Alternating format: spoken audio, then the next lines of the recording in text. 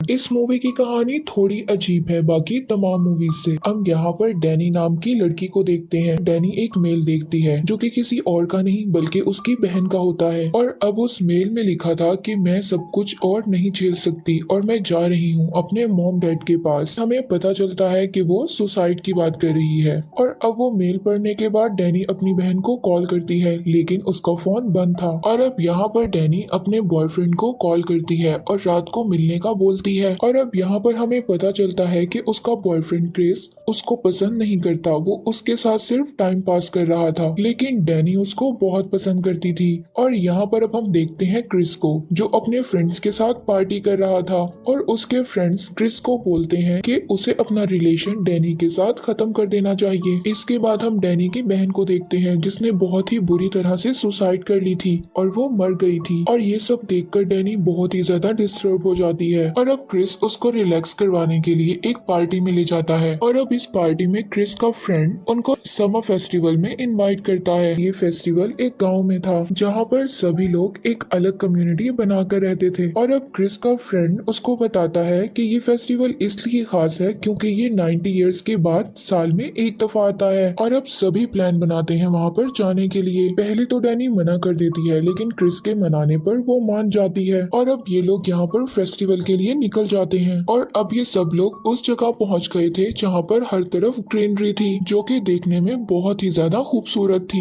यहाँ पर इनको एक आदमी मिलता है और उसके साथ एक कपल भी था जो कि उसके दोस्त होते हैं। और अब वो आदमी इन सब लोगों को एक ड्रिंक देता है पीने के लिए जिसे पीकर सब लोग मदहोश हो जाते हैं, यानी कि अपनी होश में नहीं रहते, जो कि रात के 9 बज रहे होते हैं। लेकिन यहाँ पर हम देखते हैं कि अभी दिन था, मतलब यहाँ पर टाइम कुछ अजीब था। और तभी डैनी वॉशरूम जाती है। वॉशरूम जाते ही उसको अपने पीछे कुछ महसूस होता है जिससे वो डरकर बाहर आ जाती है और भागते भागते बाहर गिरकर बेहोश हो जाती है। और जब उसकी आंख खुलती है तो वो देखती है कि एक दिन गुजर चुका है, मतलब यहाँ पर कुछ ही घंटों की रात थी। और वहाँ पर पहुँचते ही इन्हें बहुत बड़ा सन शेप का एक गेट मिलता है और फिर एक बूढ़ी लेडी स्टेज पर खड़ी होती है और इन सब का वेलकम करती है। और ये लोग इस फेस्टिवल को बहुत ही धूमधाम से मनाते हैं। यहाँ पर कुछ लड़कियां हाथ पकड़कर डांस करने लगती हैं और इन्हीं में से एक लड़की क्रिस को देखकर स्माइल करती है। इसका मतलब कि वो क्रिस को लाइक करने लगी थी और क्रिस भी अब उसको देखकर स्माइल पास करता है। और अब डैनी यहाँ पर एक वॉल को देखती है जहाँ पर बहुत सारी लड़कियों की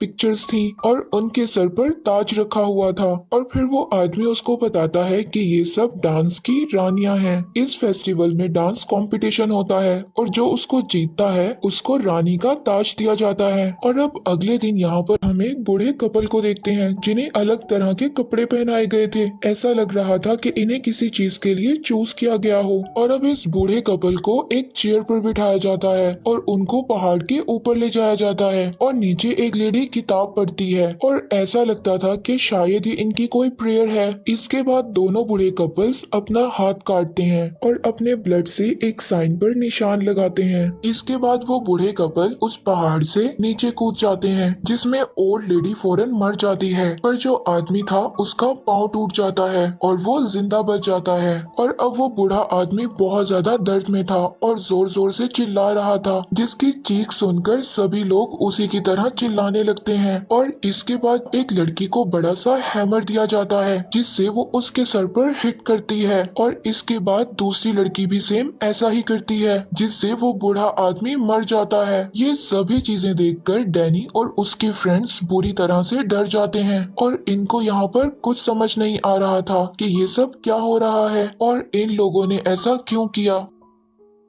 और अब इन फ्रेंड्स में से वही कपल जो हमने पहले देखे थे वो काफी डर जाते हैं और जिसके बाद इस कबीले की ओल्ड लेडी उनको रोकती है और बताती है कि इनका साइकिल कंप्लीट हो चुका था जो कि 72 साल का था, यानी 72 इयर्स का। इसलिए इन लोगों ने अपनी जान दे दी। और वो बताती है कि हम अपनी जिंदगी को एक साइकिल की तरह देखते हैं कि बूढ़े होने पर दर्द और डर से मरने की बजाय हम खुद ही मरना पसंद करते हैं। और फिर वो बताती है कि मैं भी ऐसा ही करूंगी जब मेरा वक्त आएगा। मगर वो कपल उनकी कोई बात नहीं मानते और वहाँ से जाने का सोच लेते हैं। और जब वो लड़की बैग पैक करके रेडी होती है तो वो अपने हस्बैंड को ढूंढने लगती है, पर उसे वो नहीं मिलता। इसके बाद वो एक बूढ़े आदमी से पूछती है, जो कि उसको बताता है कि वो पहले ही वहाँ से जा चुका है। और वो बोलती है कि वो मेरे बगैर ऐसे बिल्कुल नहीं जा सकता। और फिर वो बूढ़ा आदमी उसको बेवकूफ बनाता है और वो उसको कहता है कि ट्रक में सिर्फ एक ही आदमी की जगह थी, इसीलिए तुम्हारा हस्बैंड अकेले ही चला गया। और वो उसको कहता है कि थोड़ी देर में दूसरा ट्रक आ जाएगा जो तुम्हें भी स्टेशन पहुंचा देगा। इसके बाद हम डैनी को देखते हैं, जो कि बहुत ही ज्यादा डिस्टर्ब थी और डरी हुई थी। वो भी वहाँ से जाना चाहती थी, पर जो उसका फ्रेंड होता है वो उसको रोक लेता है और वो उसकी बात मान लेती है और रुक जाती है। और अब हम नेक्स्ट सीन में देखते हैं कि एक छोटी बच्ची को जंजीरों से बांध दिया जाता है और उसे पानी में फेंकने वाले होते हैं। और डैनी वहाँ पर सबको रोकती है और पूछती है कि तुम सब ऐसा क्यों कर रहे हो।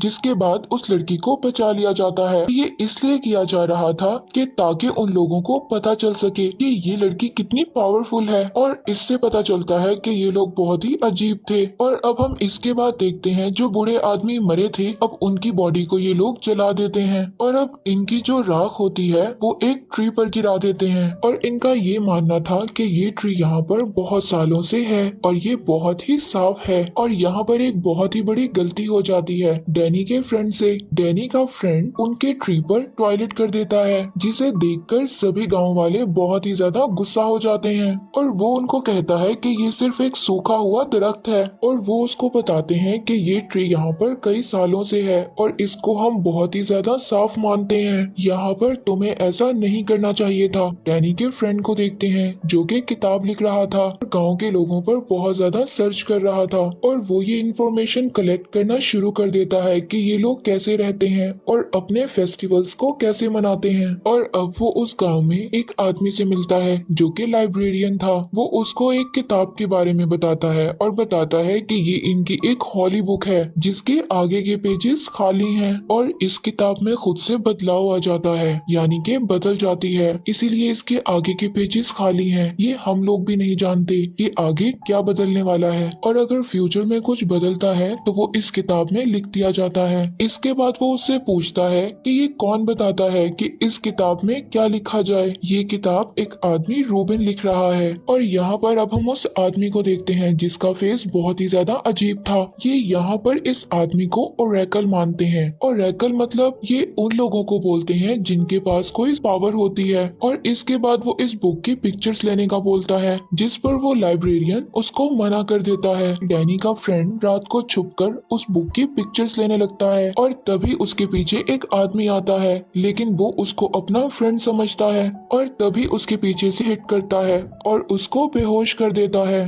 और अब हम शायद जब उस आदमी को देखते हैं तो उसने अपनी स्किन पर उसके फ्रेंड की स्किन लगाई थी, मतलब वो उसका फ्रेंड नहीं था। इन लोगों ने उसके फ्रेंड को भी मार दिया था। और अब हम डैनी को देखते हैं, जिसे फिक्र हो रही थी अपने फ्रेंड्स की, और अब वो सबसे पूछने लगती है कि वो दोनों रात से कहाँ हैं। और इसके बाद इनका लीडर बोलता है कि इनकी होली बुक रात से गायब है। और इनका ये मानना था कि शायद डैनी के फ्रेंड्स ने वो किताब को चुरा लिया है और यहाँ से भाग गए हैं। लेकिन यहाँ पर आप सब लोगों को पता है कि उन लोगों के साथ क्या हुआ था। तो फाइनली इन गांव वालों का फेस्टिवल शुरू हो जाता है, अब जिसमें डैनी भी हिस्सा लेती है। और अब इस फेस्टिवल के शुरू में इन लड़कियों को कुछ पिलाया जाता है, जिसकी वजह से सब नशे में आ जाती हैं और डांस करने लगती हैं। और अब इस फेस्टिवल में ये होता है कि इन सभी लड़कियों को एक ट्री के पास घूमकर डांस करना होता है, और जो लड़की आखिर तक डांस करती रहेगी वो क्वीन बन जाएगी, यानी कि रानी बन जाएगी। और सभी लड़कियां डांस करने लगती हैं। और अब इस फेस्टिवल में डैनी लास्ट तक डांस करती है और क्वीन बन जाती है। और अब सभी लोग उसके आगे झुक जाते हैं और उसको रिस्पेक्ट देते हैं।